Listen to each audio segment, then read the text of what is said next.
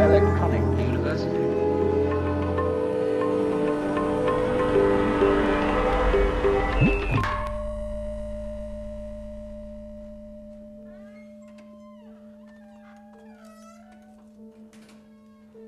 What is fundamentally involved in this system is self-knowledge. Without resonance, nothing happens. If there are no echoes, you can't hear anything. That's why people enjoy singing in the bathtub. I have uttered stuff. It's a form of resonance. Because you see, if you don't remember anything, you don't know you're there. But certainly, to know that you're there, you need an echo. So I invented this limerick. There was a young man who said, though, it seems that I know that I know. What I would like to see is the eye that knows me when I know that I know that I know. A violin or a cello or a bass fiddle has a big wooden structure to make the sound resonant, to play back to itself. And that's why we are all so fascinated with recording things, taking photographs, writing them down. But there is an immense fascination in photography, in painting, in reproducing. Reproduction, two principal ways. And reproducing, you see, is the same thing as sexuality. It is reproduction, only in another way.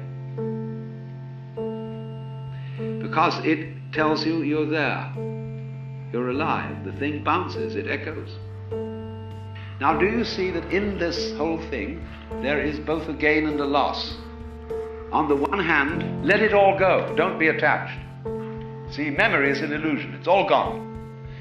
So everything you know about that makes an impression on you is no longer there. That's the meaning of Maya.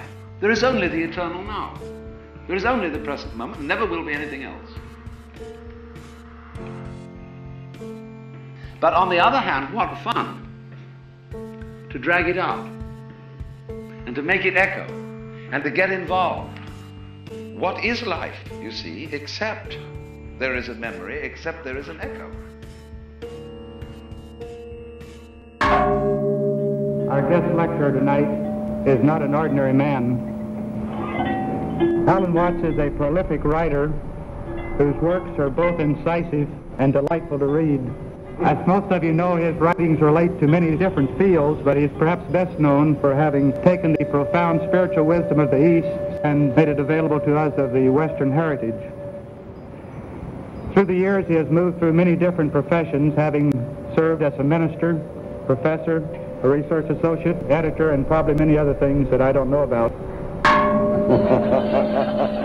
Behind all the many masks of the world, be they masks of men or masks of animals or plants or stars or mountains, there is one actor.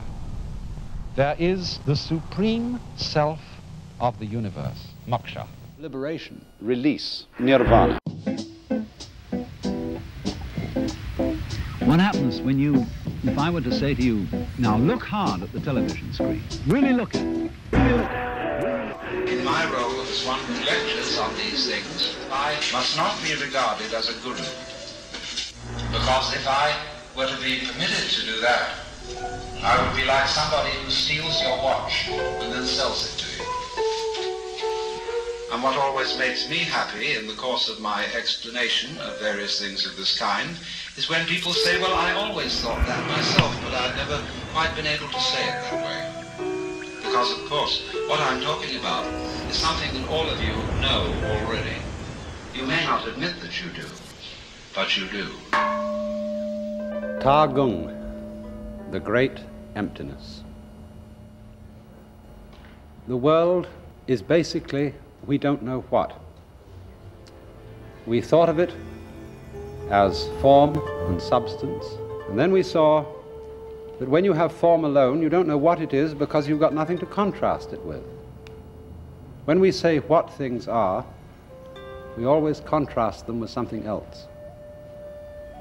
And these are the words of Lao Tzu. When all the world recognizes beauty to be beautiful, there is already ugliness. When all the world recognizes goodness to be good, there is already evil. Thus, to be and not to be arise mutually. Difficult and easy are distinguished mutually. High and low are posited mutually.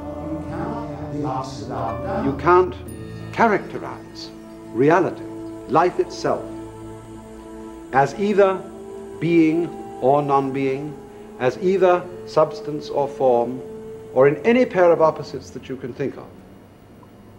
And the reason for this is, as he said, when all the world knows goodness to be good, there is already evil.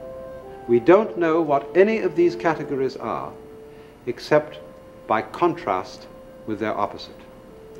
It's difficult to see a hand unless there is a contrasting background. Were there no background to the hand itself would vanish. It's precisely the difference between the figure and the background that makes us able to see both the background and the figure. You see a background here and all around me, and that background shows up my outline. The differences themselves are the unity. The figure and the ground in some way are inseparable and go together. Just as there is an interdependence of flowers and bees, where there are no flowers, there are no bees, and where there are no bees, there are no flowers. They're really one organism.